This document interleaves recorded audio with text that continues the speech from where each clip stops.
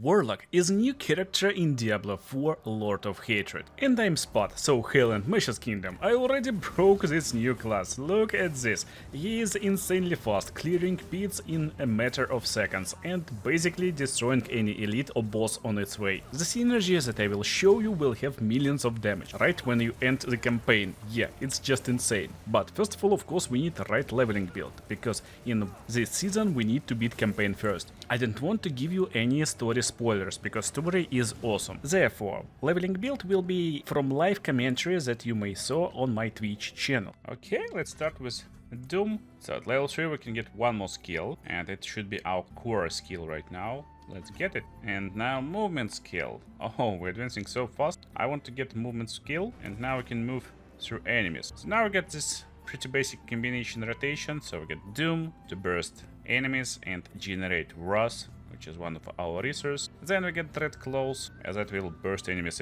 with more damage, but it will cost Wrath, so we're losing resources. And also we can escape if needed with Nether Step. So we either can keep it as Wrath generation right now, or make it like a curse to deal 1% increased damage to enemies for each second they have been hexed.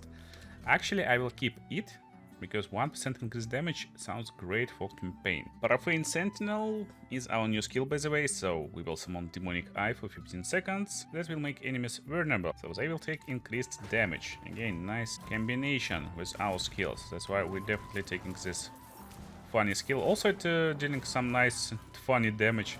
It looks cool. Let's see what we got right now. So on Doom, which is our hex, we get damage to increase damage taken while Doom is on enemies, and Echo to deal damage to nearby enemies. And also we will spread this hex to nearby enemies after they killed.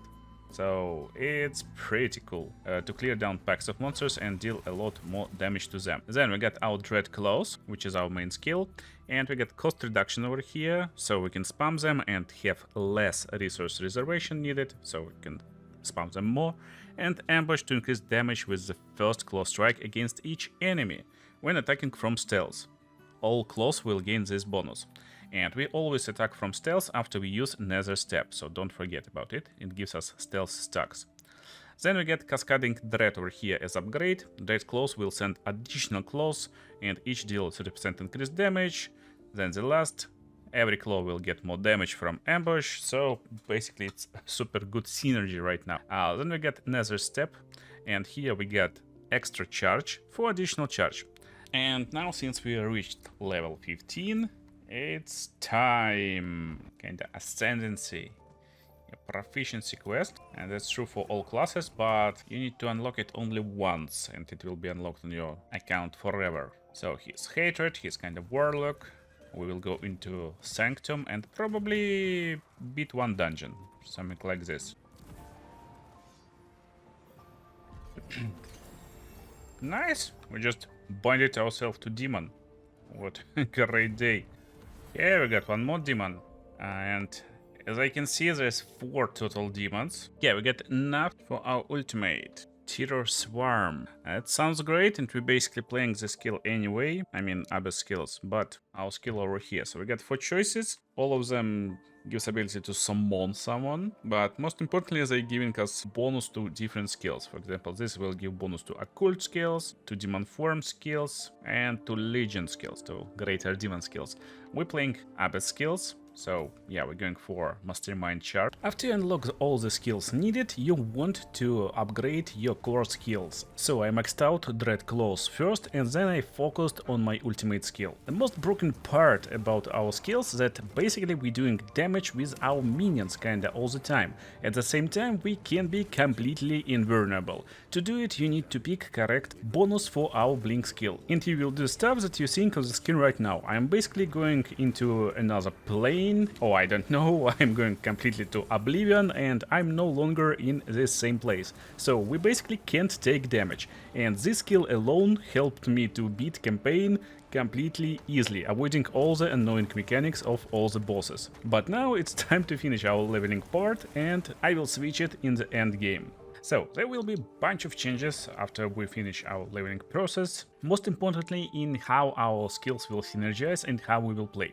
Basically, when we're leveling, we want to level fast, we want to clear areas fast, and that's why I'm using mostly increased bonus experience gain on my charm set over here. Basically, I'm getting more experience, and therefore we want to be fast. Most of endgame activities actually require you to be fast, even health tides in some way. So let's see our final skill combination, rotation, distribution.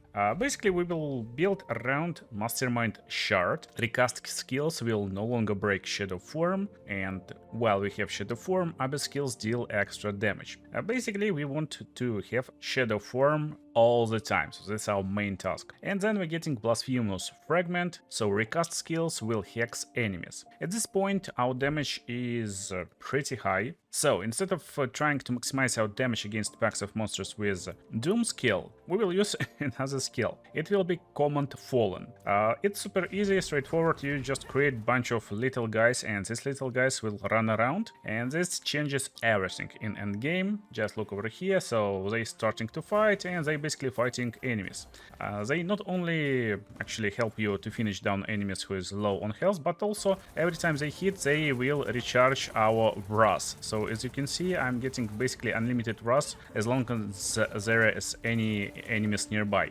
So against bosses, it's super cool and powerful. You can just stand still, you can attack with this claws, and you will never lose your Wrath, so you basically get unlimited attack. But another fun part that our main core skill, Dread Claws, is not even like most important skill and not our main damaging skill right now. Still, yeah, we use this and basically destroy everyone. But let's quickly check our setup for first skill. So Command Fallen will use Wrath to generate additional Wrath on every demon hit, and every 15 times these guys will hit, we will get Dominance.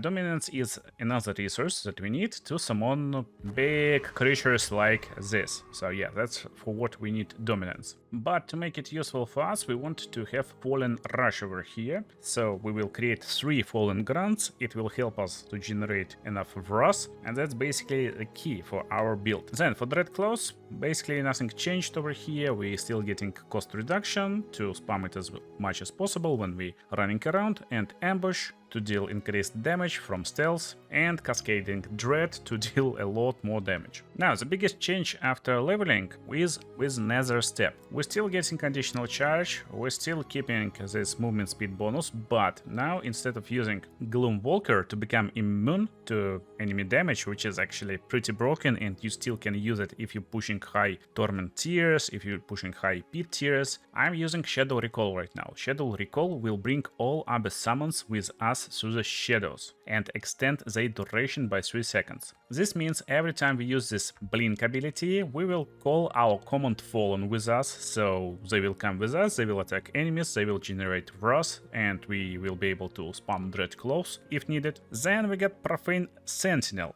That's our bread and butter right now. Yeah, in campaign it was just a guy who applied a little bit of vulnerability, a little bit of hex, but right now this guy will be used to upgrade our lesser demons. So we will use this lesser demon vulnerable to give them ability to apply vulnerability to enemies, and enemies will take 20% more damage. Then we're getting Focused Glare over here as our skill mutation, I don't know how to call it. Basically, the longer Sentinel will lock into same target, the stronger it becomes. That's the only option we have. Don't try to play with it, because if you take Sentry, it's actually nice and useful stuff, but it will remove tech from the skill. Right now this skill got recast tech, and recast skill is what applying hex right now in our build. So to keep unlimited resource, we need Command Fallen, and therefore we can't apply hex basically right now. So yeah, that's the only choice for this build, for this situation for us. And also we got this White Beam to increase area, therefore we will apply more hex on basic enemies, and it's just useful stuff. The problem with this eye,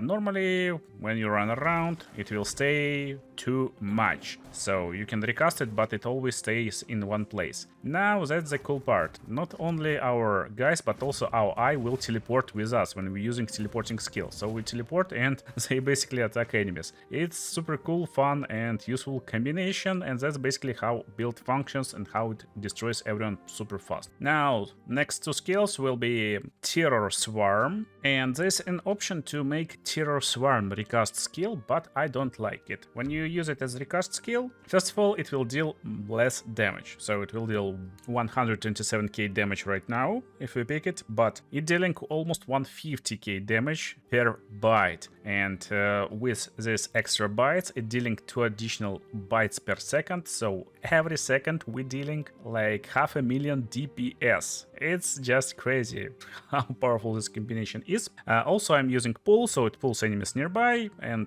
basically it deals damage to them if they're running around. And therefore we're using Devouring Swarm. So it starts small, but then it can grow 3 times when it feeds on enemies, and when it's at maximum size, it can also split, and you can have 3 active swarms, which is pretty crazy. So it can split, it can defeat enemies, and it looks like this. Basically, it's no, that's the eye. That's basically the swarm. It's small, it will run around, it will try to kill enemies, and that's basically how it works. It also teleports with us, so yeah, that's the combination rotation, and it will run around, destroy enemies. Right now we get like 14 seconds cooldown until we can use it again, and that's kinda the stuff about this build. So in this build we want to work on our cooldown reduction. Right now we are still early in the game, so I don't have enough cooldown reduction, but more than enough to actually run around with the skill and have some fun. And last but not least, so whenever you pick any of these mastermind skills, it will grant you extra skill. You can ignore it or you can use it. It actually levels up with us, so we used it on our leveling pass. Laalish. Laalish got passive ability, so it will apply vulnerability to enemies and slow them. And that's what gives you ability to actually get increased damage when it hits single target on Profane Sentinel. That's pretty nice option, so it's up to you. Do you want to have more sources of burnable damage, or you want higher single target damage on Profane Sentinel, on your scrying eye basically. But anyway, let's get back to Command Laalish. So it applies vulnerable, it slows enemies, and when you attack enemies, it moves through the abyss to bite them, dealing 500,000 damage. It's pretty crazy. And there he is, so this little shadow nearby. But most importantly, we can use him as active command to create Terror Realm, and it will apply vulnerability. He will basically attack, slam enemies, and destroy them. Most importantly, it will give us shadow stacks, so we will get all full 6 shadow stacks. And in shadow form, we're dealing a lot more damage. We have high movement speed, so we can basically run around, get this shadow form all the time. As you can see, it instantly gathers up. We're using teleport, so we're keeping shadow form like this, and you basically want to keep your shadow form as much as possible, and you will destroy enemies pretty quickly. And that's basically a skill rotation combination. Now let's get back to town, so I quickly can explain you what we are looking for on our weapons and armors. Actually, in this patch, there is new option menu in gameplay settings. There's open loot filter button, and you can create loot filter. So this loot filter basically shows everything we need. You can easily like pause and copy paste it, but basically we're looking for weapon damage, willpower, all damage multiplier, critical strike chance, critical damage bonus, vulnerable damage multiplier, and also shadow damage multiplier. That's because all our skills is Abyss skills. They also demonology, and also they inflicting shadow damage. So that's most important part about all our skills. All of them share the same text. And that's what makes this build extremely nice and really easy to gear. There's no complexity at all, basically, on our loot filter. We can get almost any useful affix and it will work. So shadow damage, vulnerable damage, critical hits, always nice. All damage multiplier, like that's just some nice stuff. Then we get some defensive modifiers that we're looking for. As always, it's maximum life, it's life on hit, You can ignore it, but I like it on my rings to have a little bit of extra sustain. But still, most important part is armor, resistant to all elements. And in utility, we're looking for cooldown reduction. So that's basically it. Of course, Abyss Demonology skills, and I'm looking for movement speed in mobility. So it's pretty wide loot filter, but that's what we need when we're just starting out in endgame. About our Codex of Power upgrades. So I got Aspect of Shelter right now. Whenever we cast defensive skills, I'm getting increased all resistances. Defensive skill is Nether Step, pretty nice aspect. It doesn't matter what item you will enchant with this stuff. I'm having this on my armor right now. And also I'm using Juggernaut aspect on my pants. So we have a lot more toughness. This Juggernaut aspect raises my toughness by 50k. As you can see, yeah, 1000 maximum life, a little bit of resistance, and extra maximum life that I got from Mr. Blacksmith by using tempering. I will talk about tempering soon. But basically, that's most important parts to survive. And then, again, you already should know how build works right now. Here I'm using Aspect of Inner Calm on my dagger, on my sword. You can use any one-handed weapon you like. I guess it doesn't matter in this patch, but I took dagger because it got very fast attack speed. So while standing still, I'm getting increased damage, and in most cases I can reposition myself and attack bosses from nice angle, stand still and deal a lot more damage. So that's nice starting aspect. Also remorseless aspect, killing 30 enemies increases your damage by 47%. It's nice when you're running around hell tight speeds, pretty useful stuff. Another useful aspect is Insidious aspect. Your Abyss skills deal increased damage to enemies who have not hit you in the last 2 seconds. Most of them won't hit you, so it's nice damage boost. Right now I don't have a resource to enchant my items. We're using 2 greater demons, and therefore having this aspect is also nice. Fiendish operation, they will knock down enemies, and when they are knocked down, you will deal 18% more damage with lesser demon skills. Not a lot, but it increases damage of our Command Fallen, which is also not bad.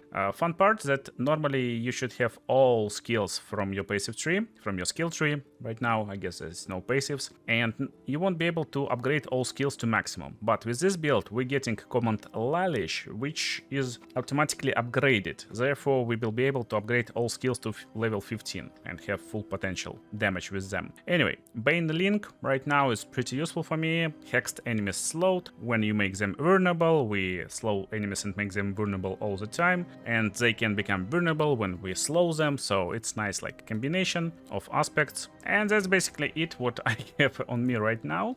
As you can see, there's no need to have anything crazy and unique to push through early torments. I'm right now at torment 3, so pretty nice and ready for endgame. But last but not least, what we actually temper on our items. As basic tempering for our helmet and for all our armor pieces, I'm just going with maximum life. Armor is also nice, but maximum life is something that I prefer in most cases. Still, it doesn't matter like too much right now, but if you check on most my armor pieces, I got maximum life. Now, for everything where you can drop offensive aspects, you just go with Abyss damage. All our skills is Abyss, so we're getting this Abyss damage and it just works. For boots, I'm getting extra movement speed. I like movement speed, but on rings, on main hand, offhand weapon, on gloves, we're getting Abyss damage, and same goes for amulet. So that's basically it. Tempering is super easy, straightforward to make this build work. And for charm right now, again, I'm still collecting charms as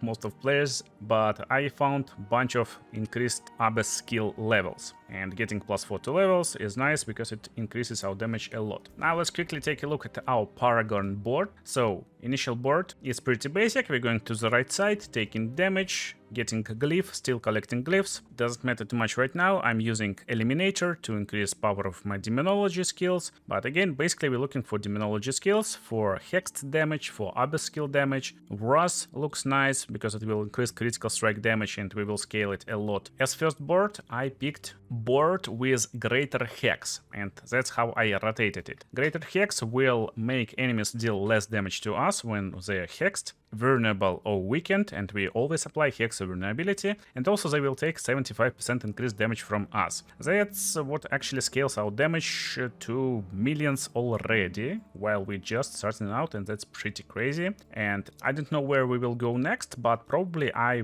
want to fill this board almost completely, because we get this Hex damage bonus, we get maximum life, armor, damage, willpower, basically everything we need. Yes, willpower is our main stat for damage with our skill, so scale willpower as much as we can. Another board that we want to use, but I'm still theory crafting this, probably Fat Homeless. It will increase damage for every demon we summoned in the last 6 seconds, but it will require us to summon loads of demons. Probably I'm not summoning them all the time, but it will increase damage against bosses, so that's nice board. Damaging enemies with demonology skills increased Shred Their Soul, increasing all damage dealt to them by 40%, so that's a nice one. We're using demonology skills, probably demonic speakerless will be my next one. Now, Overmind will increase damage by other skills, and it's quite nice increasement of damage, but do enemies treat as crowd controlled when they are slowed? If yes, I need to double check it. Then this board is nice. If no, then probably we will skip it. And last will be Dominion. We're summoning a bunch of demons with dominance. It will reduce our wrath cost for demonology skills and increase all damage by 80%, so that's nice and useful stuff. That's basically the setup that we will use in our Paragon board, and that's basically my Warlock build. I hope you enjoyed the video. Make sure to drop a like and subscribe for more content.